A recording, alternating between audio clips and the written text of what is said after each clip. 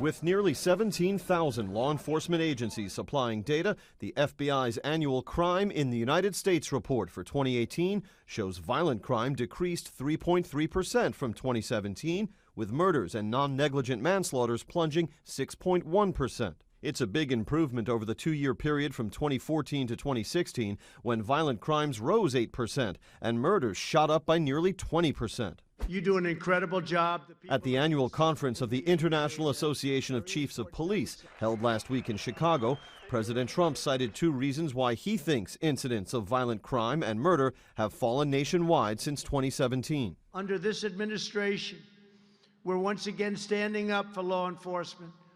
We're condemning anti-police bias in all forms, and we're giving you the support, resources, and the respect, and we have tremendous respect for you, the respect that you deserve.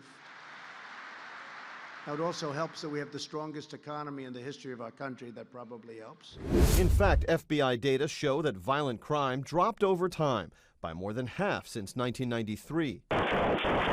But Americans at large, terrorized by mass shootings and subjected to an unrelenting barrage of crime in movies and TV shows, reflect a level of anxiety about lawlessness utterly incongruent to the actual numbers.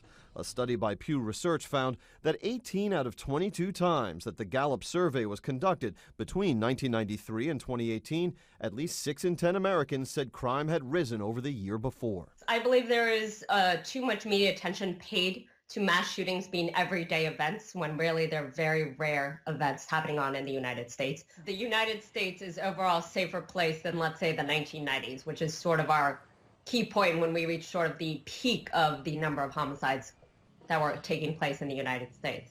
In Washington, James Rosen.